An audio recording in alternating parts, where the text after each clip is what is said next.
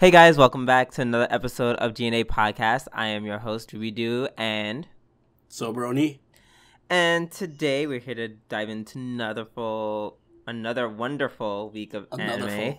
I know, I try to confuse another and wonderful at the same time, and it just became another full. It's fine. You bought me time to open the Annie chart because I forgot to open it. Well, I haven't, and I'm going to be super proactive and start us off on the right foot. Let's dive right into Violet Evergarden. Yes. This episode was so fucking good. Oh my god. Was it not just amazing? This was the best episode of the series so far. Yeah. I completely was expecting it to be shitty too because it opened up and my first thoughts were like, oh, this is cliche, and I was getting kind of tired of the formula of the whole thing. Like, oh, what's gonna happen? Violet's gonna learn her lesson about love and write a good letter and blah blah blah blah blah, and they're gonna fall in love with each other.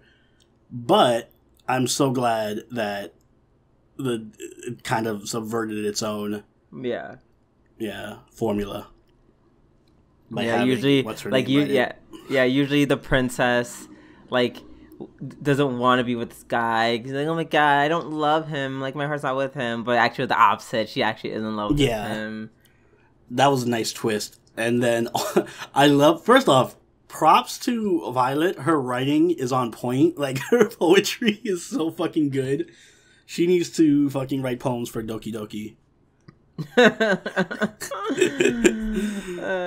It doesn't matter because in the end it's just Monica. Just Violet. Just Violet. That part was great, but my favorite part is just how it transitioned from all these flowery your eyes are like the moonlit night sky, blah blah blah, to yo, sup? Remember me from the club last night? Yeah, remember me? Yeah, I remember you. You looking cute. I was all crying and shit. Like, look at you, all handsome and stuff. It literally just turned to the equivalent of texting back. Yeah, you just start texting each other. You could do a side by side, me at the club, and then you just put one of the fucking first poems that Violet writes, me the day after. Oh god, and I love the princess. She was so cute. Oh yeah, she was adorable.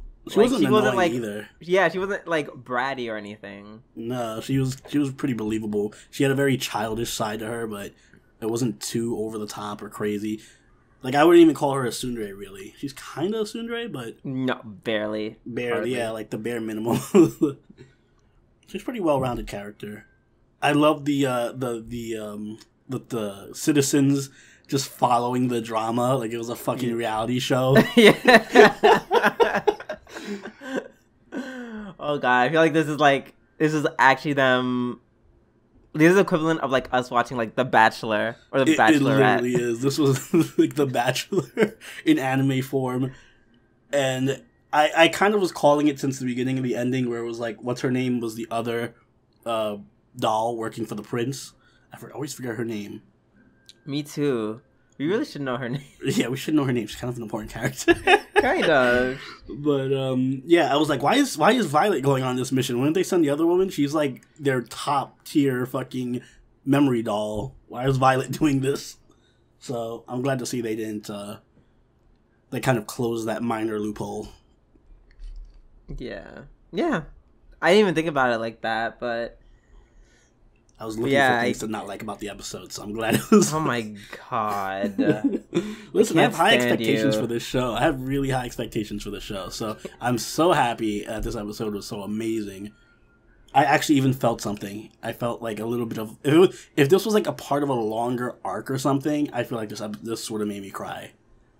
I don't know. I felt a little bit of joy from watching this, happy tears. At the end, Violet's smile. And that, it literally went straight to my heart. Yes, it was so This is the most heartwarming episode of an anime I've seen in a long time. It was such a nice, happy, feel-goody type of ride to watch.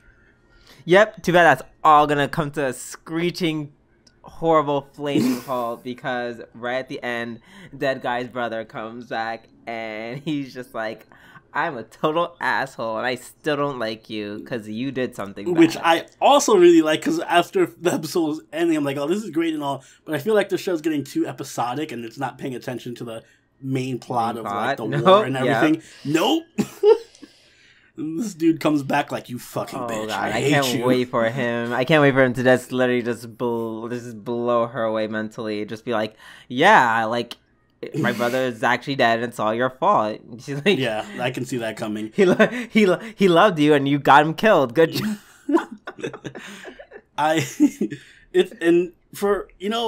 It does a good job of showing how much Violet has grown in the past few episodes, because she's not totally like doing a 180 where she's like, I understand what love is and everything now, but you can see like her personality slowly becoming more I guess more normal, like more casual. She's like evolving. Like she was able to actually not follow orders and do something for the princess.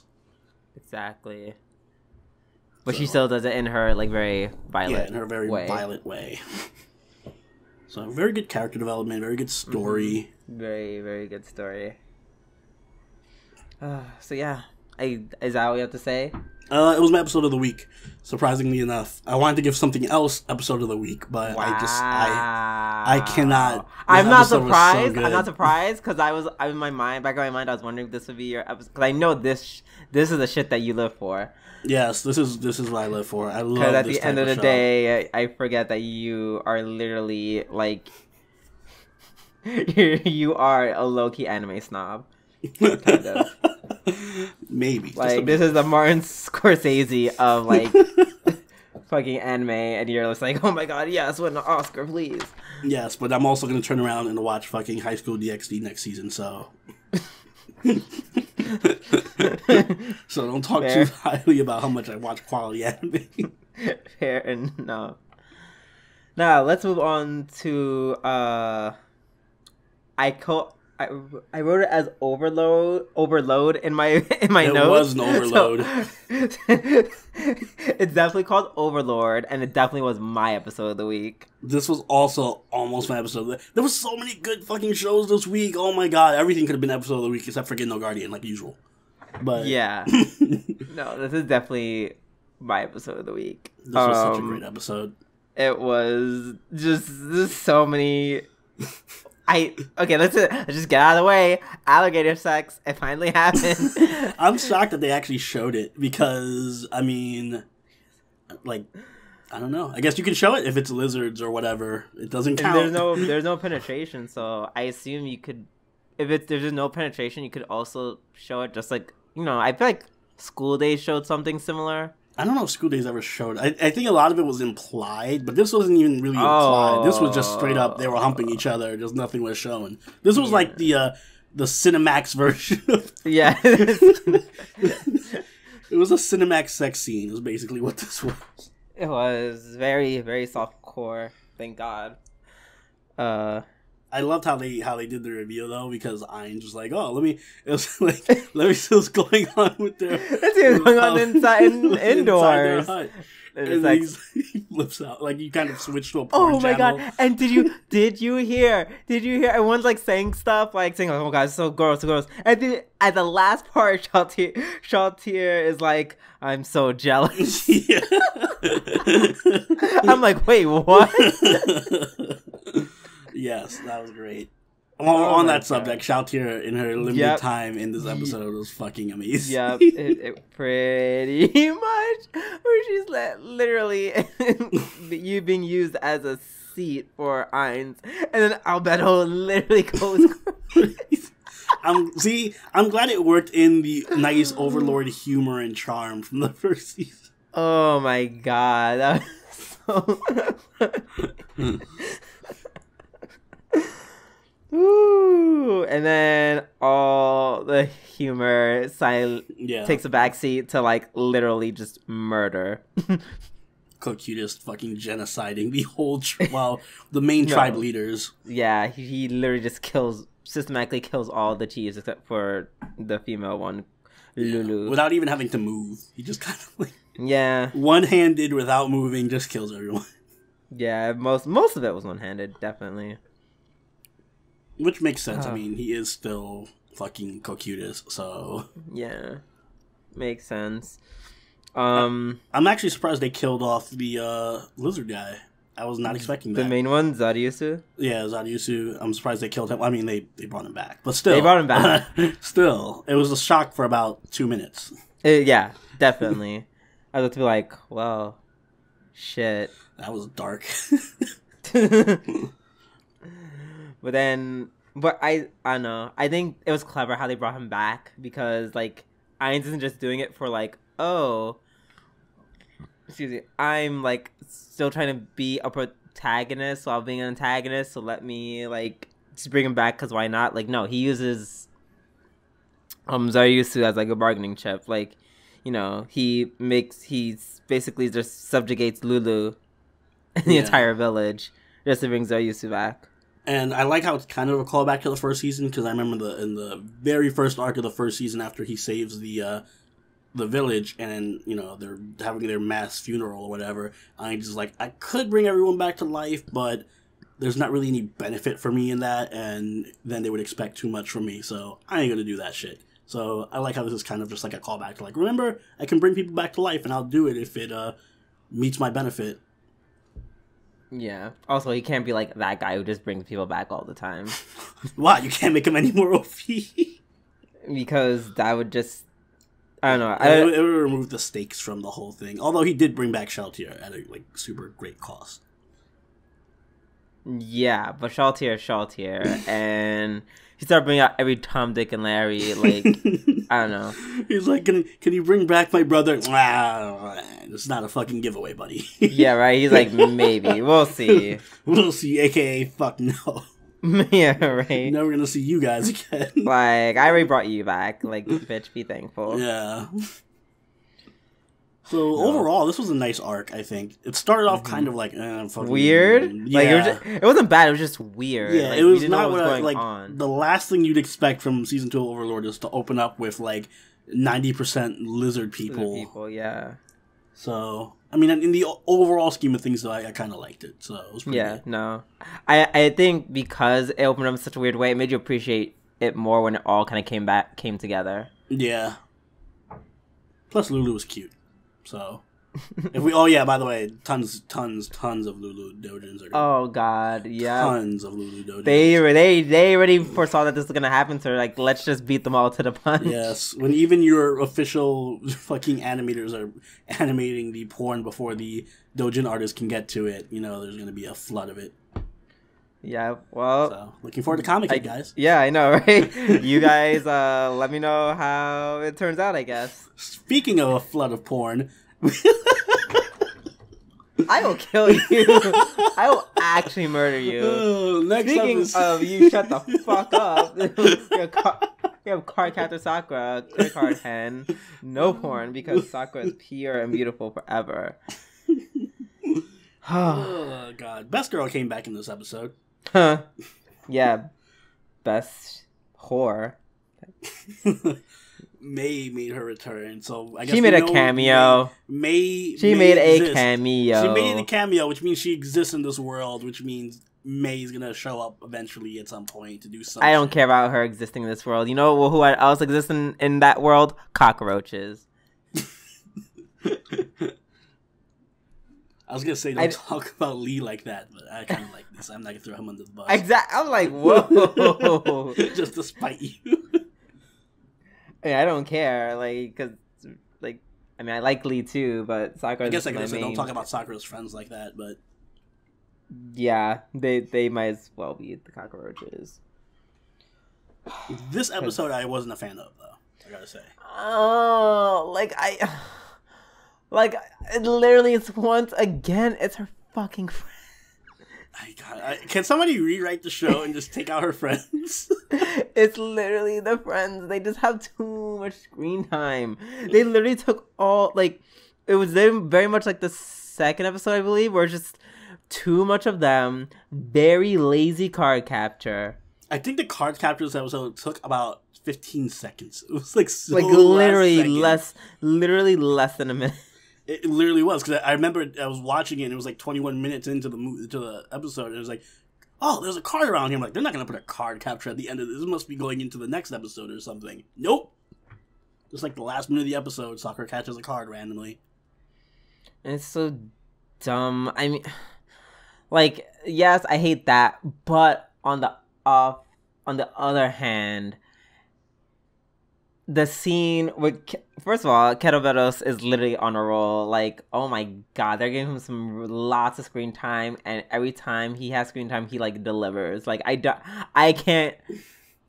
If they literally took out, even if they took out the kids and put in more Keroberos, the whole thing was just Keroberos. Like, I'd be okay with it.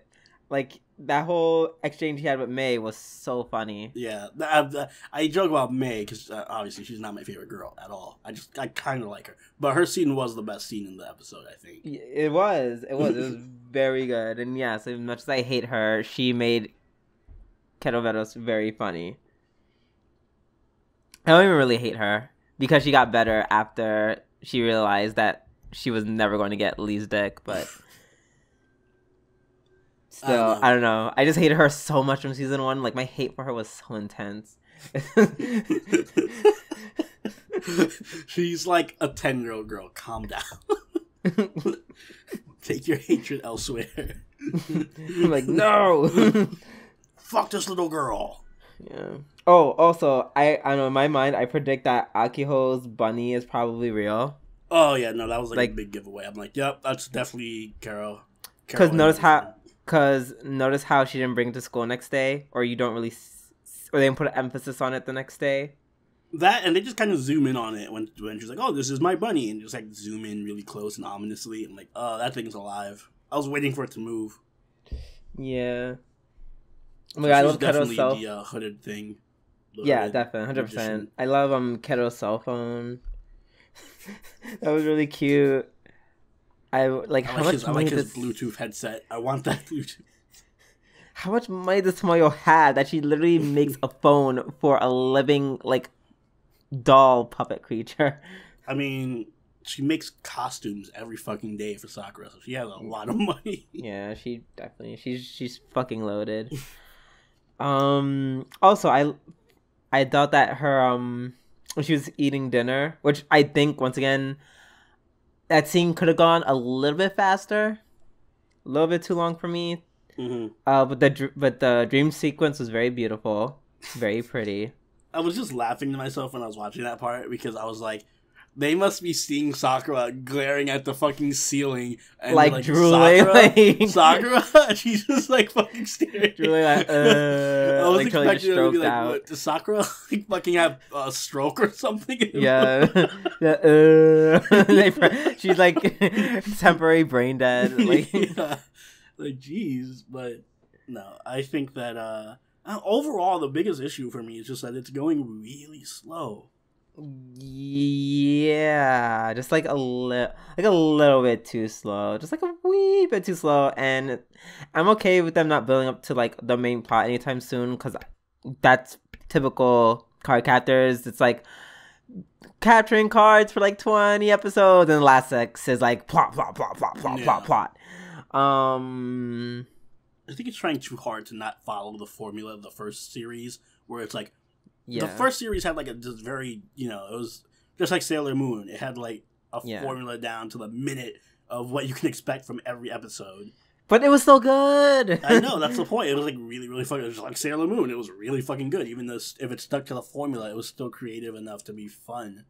So I feel like this one was going out of its way to be like, nope, we want to focus as much on like an overarching plot and character development and stuffing her friends in every fucking scene.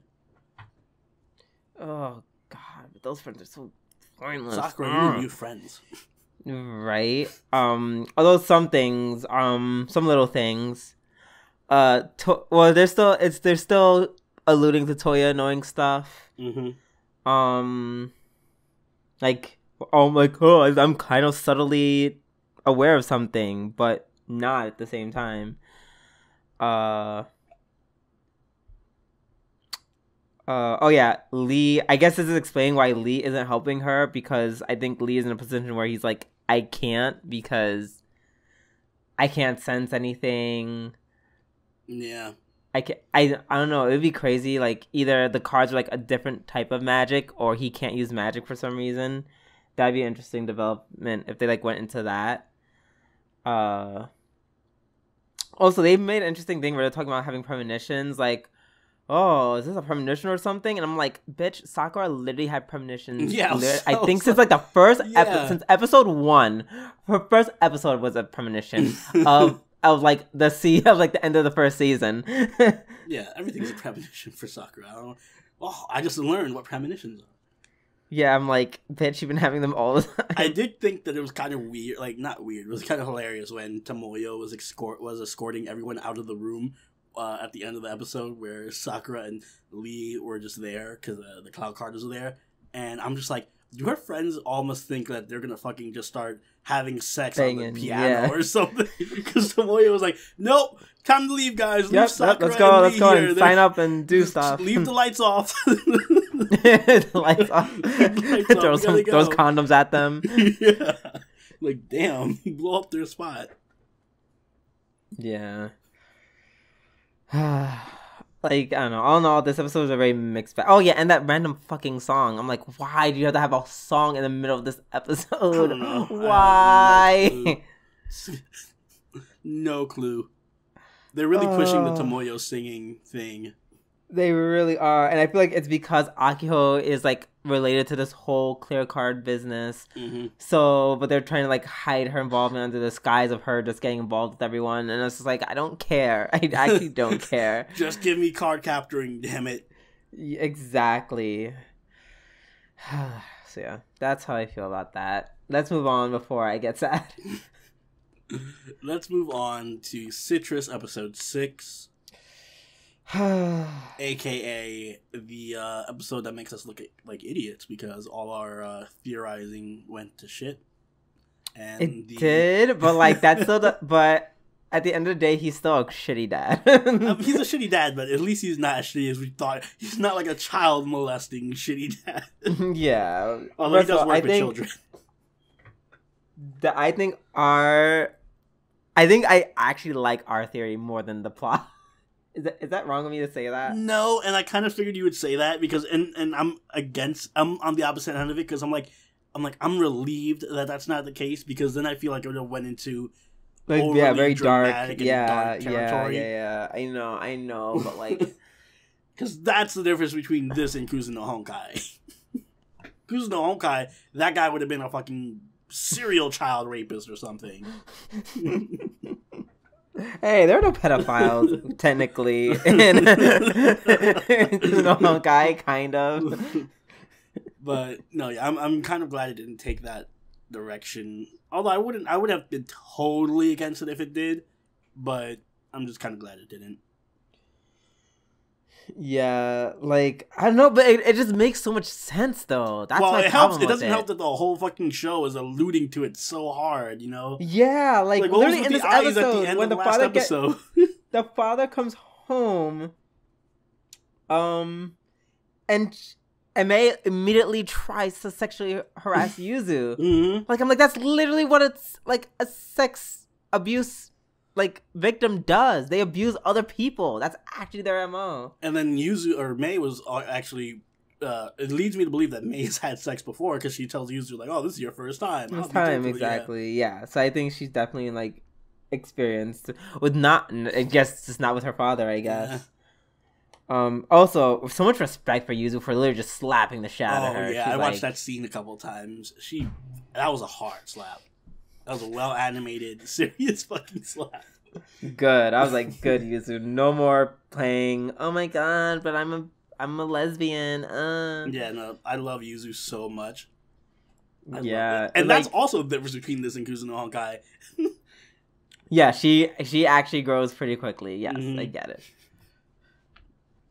Although that scene was kind of, like, pretty tense.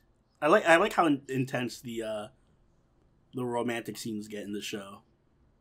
Oh my god, their kiss scene later on. Mm-hmm.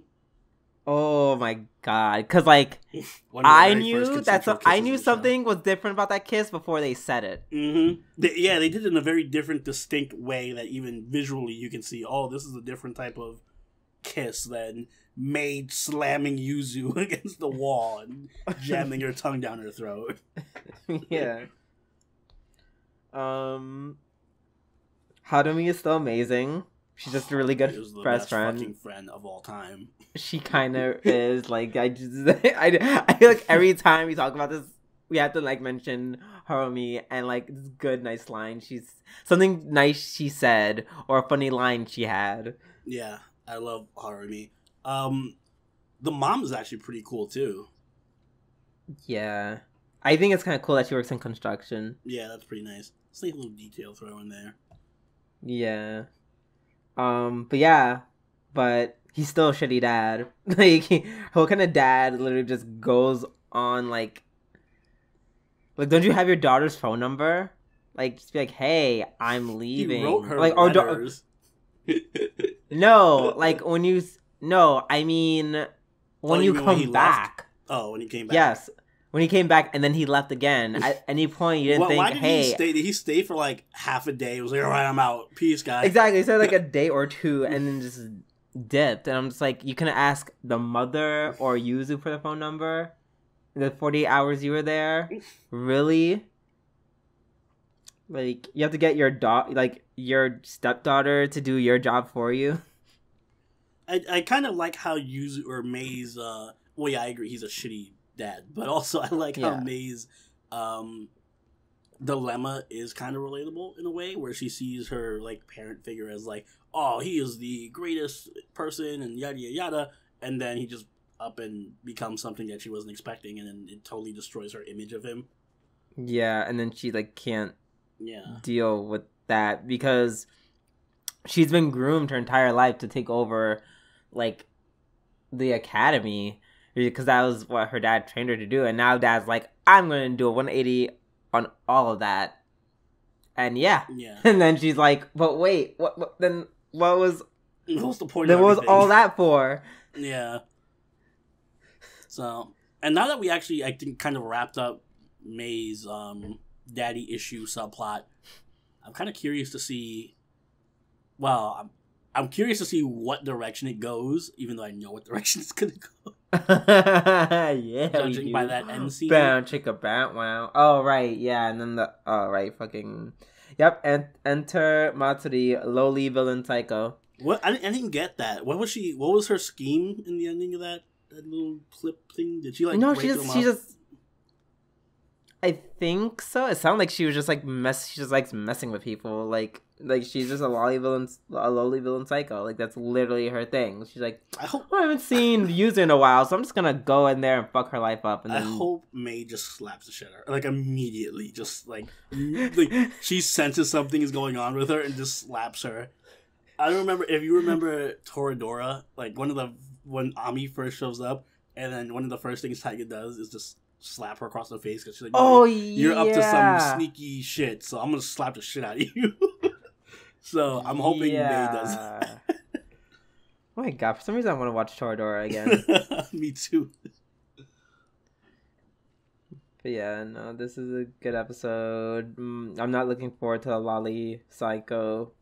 I am, but I'm not. Only because it's like it's so odd. It feels kind of obvious what she's after. She's after to like fuck with them, and then maybe not. It's like, oh, this is because my life kind of sucks, or you did something that made my life kind of suck. Yeah, I feel. Oh, I'm always looking forward to all these cycles. You know that, but I feel like Harumi is gonna have a role in this too. As oh my god, Harumi just shook the shit out of her. Yeah. Oh, that'd be even better.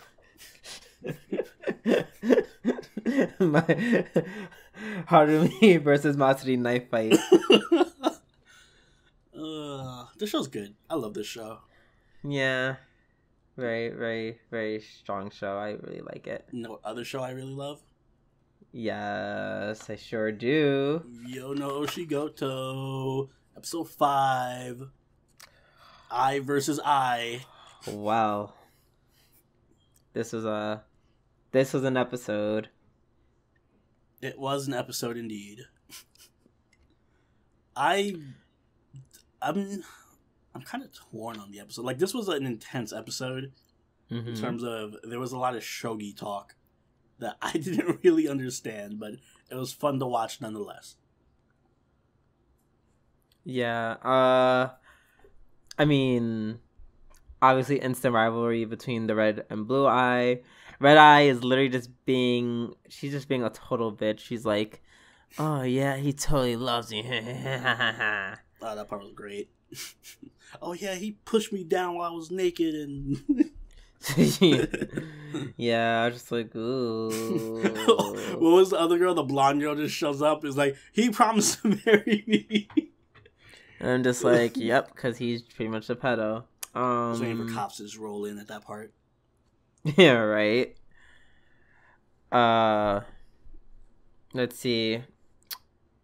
Why do I call her Ginkgo girl? Ginkgo girl. Just Ginkgo?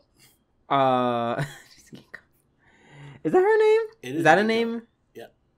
Okay, yeah. So Ginkgo wins, and it finds out that she's also like has feelings for him, but which is the most obvious thing. Yeah, but she's like super soon to the point where she's just like not. She's like, I don't know. Girls like her deserve to be miserable, so I don't really. I feel like they're gonna have a lot of personality clash between Ginkgo and Red Eye. Oh yeah, I can't wait to see that. Kind of overlapping characters, really. Yeah, it's a slight overlap. Just Ginkgo's more to herself and slightly sadomasochist kind of vibe. So yeah, the Red Eye takes her placement exams and she be fucking like the grown woman, even though the grown woman had a handicap. Oh my god, I felt so fucking bad for her. Oh man. Like, oh, you lost to a child. So she's about to retire, and she's facing so you might have to retire and losing to them, and like being shot down the ladder and shit. And I'm like, oh my god, ooh, that black mark's pretty devastating. She ran to the hallway crying, and no one went after her or anything. Like, wow, fuck you guys. Poor woman. Yeah, I kind of actually do feel bad. It's like she had a handicap. I feel like if she didn't, she probably would have won. I don't know. Red Eye is pretty good. Yeah. So the Eye versus Eye match, that was very intense. And it shows something that I personally connect with. Blue Eye losing, like, it's that thing where you're so in your own head that like the clear answer just is not, like, you're not seeing it. And I understand that as someone who plays Shadowverse a lot or play card games a lot. Like, I'm that kind of person. Like, I'm so fixated on like avoiding this one outcome that I'm like, I could just totally do something else and just win. Yeah, that happens a lot. So I know how she feels. Like, it's so funny how, I don't know, I think there's like some videos where you see me play a match and you can like, I'll just be like, and I'm just like, oh wait, like, because I'm just like, I have lethal damage right here. I should just win.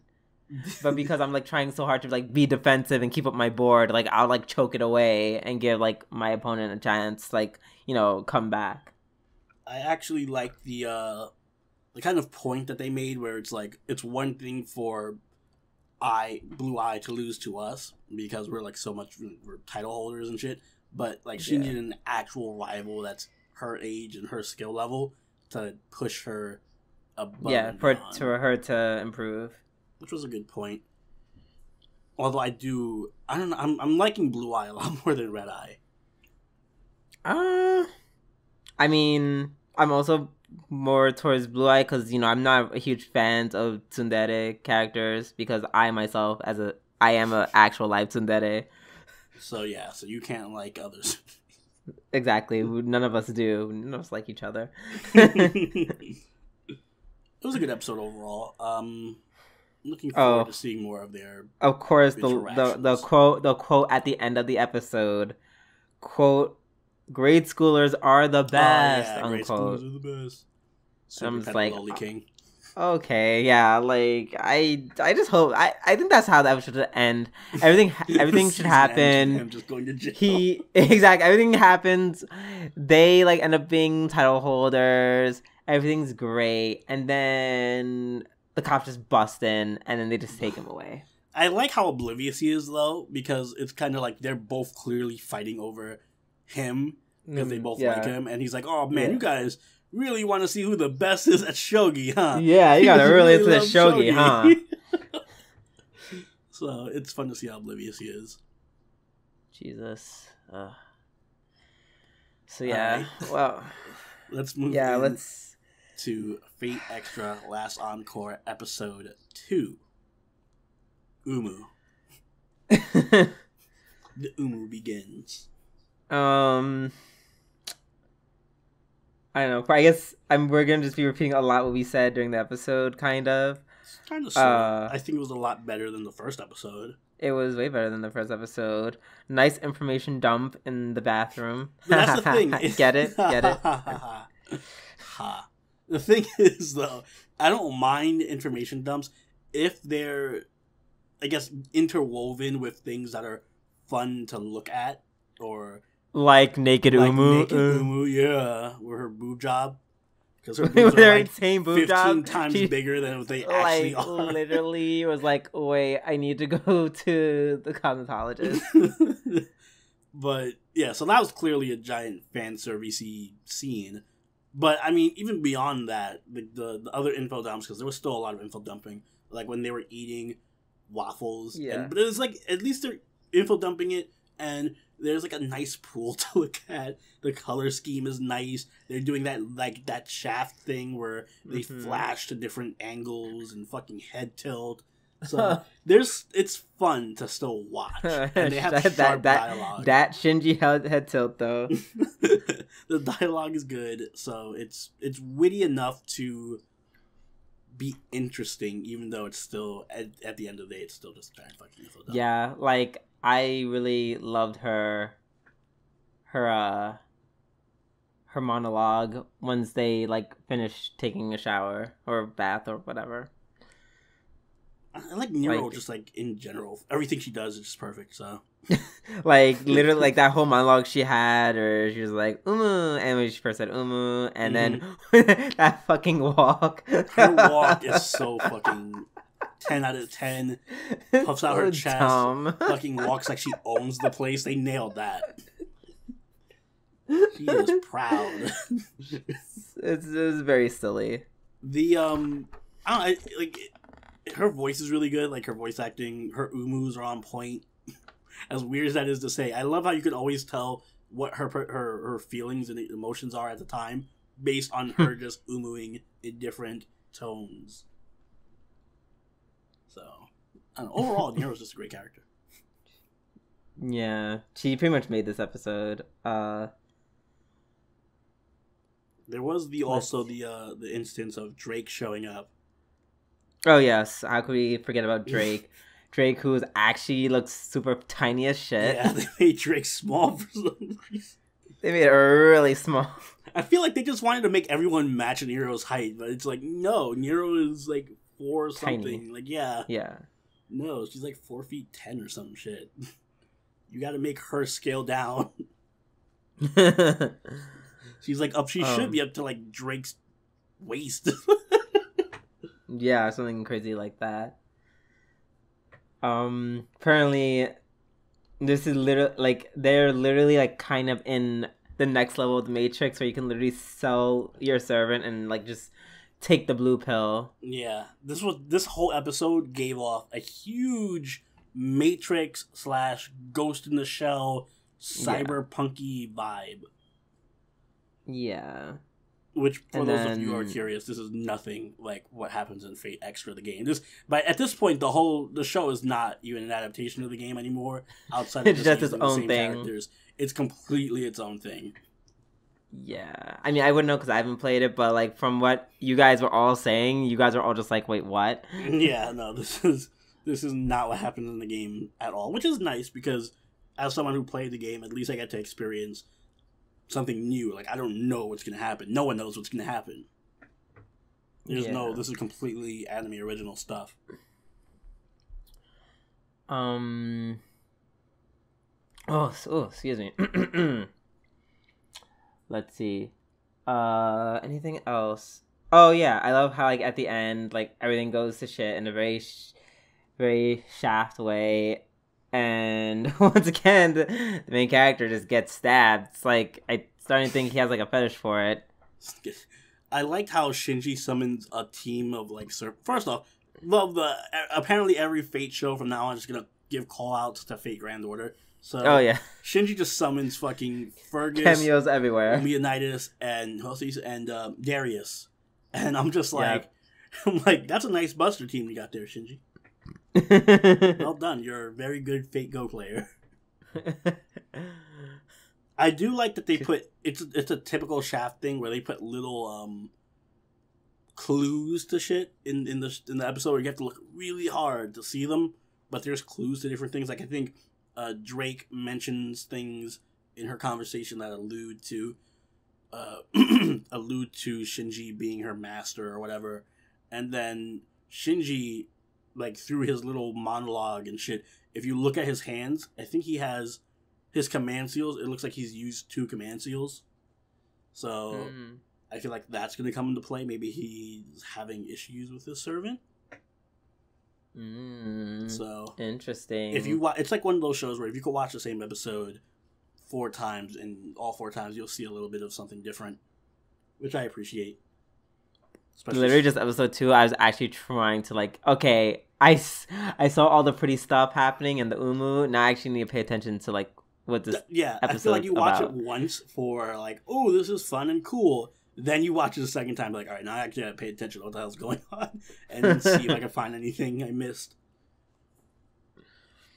But yeah, overall, it was a great. Oh episode. Yeah, and then after MC gets stabbed a bunch of times, he literally just becomes a witch.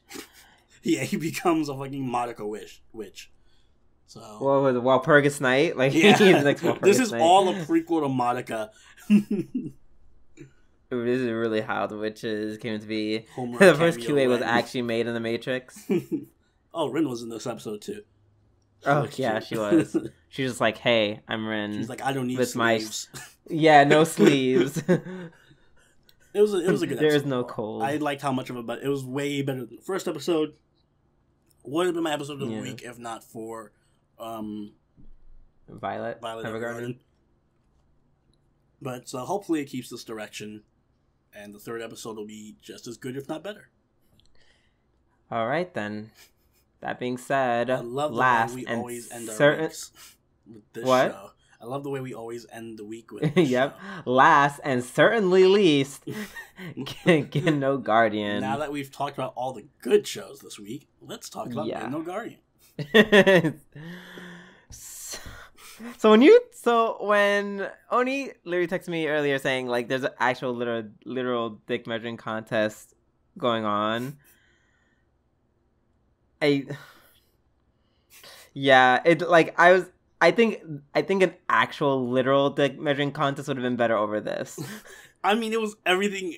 It was a dick measuring contest in everything but name. They just all whip out their assets and are like, this is literally one of the worst messages for like any anime ever. Oh my god! You're strong if you have a lot of money. Yeah, like depending on how much money you have, you get a sword. It shows how big the sword is, and they're like, ugh, mine is the longest. And they literally use these words like, oh, you want to compare sizes? Yeah, shall I whip out my asset? And then it like shows his sword and shit. So it's just so stupid. And then of course the biggest I guess indication of the whole series, the biggest summary of the series in one scene is just Suijin whipping out his asset, and it's just like pierces the heavens, and it's like 50 times larger than everyone else, and he's the super god king of fucking dicks. So unbelievable! I've never seen one so large. Whoa! You might as well have just swapped in Kirito put together. Right. But it's funny because I can see that scene being in Sword Art Online. Like I can see Kirito just popping up in place of Suigen and being like, well, actually, I have the biggest dick. Actually, Riku pulls it out, and then you look from Rico, you look at the sword, and you look back down, it's actually Kirito. Yeah, exactly. I feel like at any point in the show, if you just randomly put Kirito in Suigen's place, I would not notice the difference. Like, you just interchangeably be put in each other's places. Let's not forget how he literally has some insane armor that absorbs everyone's HP. Oh yeah. No, this episode is where he became Kirito. This is just him being Kirito. Yeah. He has an armor that's like everyone who's I get the HP of everyone who's in this room equals my HP. And there's like literally thousands Hundreds of people. Like, what? Whoa, but that attack was so strong, it took out 1/5 of my total HP. So does that mean if there's only like one person in the room, or if he's the only one in his room, was his health garbage then? Is his health like 1? No, I'm pretty sure it's like his health plus everyone else's. It's my health plus everyone else in the game. Essentially. Is his attack also his attack plus everyone else's in the fucking Probably. The only slightly redeeming part is that they sort of give some type of story, kind of. I didn't know he had amnesia. I don't know if they mentioned that before. I mean, well, he didn't. Generally, it makes sense. It makes sense because literally, like, it's revealed that like, when it's revealed that like that's his grandfather. He's like, why do I not know you? Yeah. So I guess the best way, I figured he didn't know stuff, but I didn't know that he didn't know he had amnesia. You know? It's super confusing. No. They did an awful way of like kind of tying all that together. Yeah, he didn't know. I didn't know that he knew he had amnesia. Like, that was never expressed in the show. Where now suddenly he's like, "Oh yeah, my amnesia I've been dealing with." Now I know everything. They kind of just like bring it back. Like all of a sudden they're like, "Oh yeah, like these are like your memories." Apparently, come get them. Apparently, Rikure was born from a tree. No, she wasn't born from a tree. She was put in a tree and then. She was put in a tree to get her powers of being a guardian could be like absorbed, and then she could live life as a girl. And then he's like, "Well, I'm not gonna put you in the tree. Instead, I'm just going to erase your memories. Bye." I hate the show. It makes no fucking sense. Yeah, it's like I really try to make, because like I also don't understand how they also have like powers within the game, like it's a very Osama King game where it's just like, okay, how did this transform into like a virtual reality world? I don't understand. Yeah, it doesn't really, like, yeah, that's the other thing, they don't really explain anything, why any of this is happening. Like, what's the point of it though? What's the point of all of this? They're guarding. He's a tomb guardian for some shit. Okay, cool. Nice to know he's guarding something in a game. He doesn't know that he doesn't know that he needs to guard it yet, but he's a guardian for something. Great. I'm literally being serious. Like, I'm not even being facetious. I'm actually being 100% serious. I'm so invested in the show now that I know that he's a guardian of something.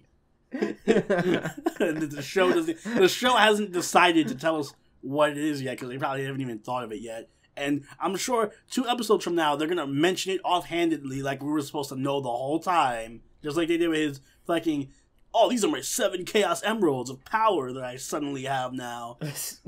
Like, the show's just, I guarantee the show's gonna mention, like, they're gonna be arguing with Dark Tiger and Precious or something, and then Dark Tiger's like, "Oh, Rikure, I know you're guarding the fucking, I don't know, time vault of blah blah blah blah blah." Like, we were supposed to know the whole time. And he's like, and then Riku's like, "Oh right, how did you know about that?" And then I'm like, "How did you know about that?" Yeah. I seriously feel like every episode we watch, they just skip 50 chapters of the manga or whatever. Or they just like, the viewers don't need to know all of this. Just fuck this. This is the opposite of Fate Extra's issue. There's not enough information to justify anything. Like, I need an info dump episode in this. That actually makes sense. Yeah, definitely. Also, shout out to the cute little scene where Aslan also kind of falls for Farron's charms, and he starts like blushing when she holds him. Everyone falls for Farron, of course. And then it's revealed that he was able to fly the entire time. That was actually a nice scene. With all my standards for what constitutes a nice scene in the show, really, really. That is literally the only nice scene. Oh God! Okay, can we stop talking about this? Yes, like I'm actually getting a headache. Let's please. Holy Jesus! Thank God. And with that being said, it's time to wrap this up. But before we wrap things up, I want to give a special shout out to our new Patreons. Shout out to Kyle if you're watching this. Shout out to Cucumber, Wild Rose, Lucas, and Brian Lee. Thank you guys so much for your support. Thank you for supporting us through Patreon. If you would also like to become a Patreon, by all means, click the link in the description below, which links to our Patreon website. And, check out all the cool perks that we, give you guys. And hope that you'll be part of the Midnight Channel. Yep. And also join us for the live watch of Fate Extra we do every week, so that you can see our live reaction to UMU doing her thing. And anything else we need to say for this? Nope. Just like UMU, we're about to strut out of this bitch. We're strutting out of here. Thank you guys so much for watching. If you enjoy all things UMU, then by all means, like, comment, and subscribe. Check out our Twitter. Check out our Discord. It's diggity dope. And any last words to say, Mr. Oni? Nope, nothing from me. Well, on behalf of both of us, we thank you so much for watching. This has been Drooby-Doo and Soberoni. And we are out this biatch. Bye.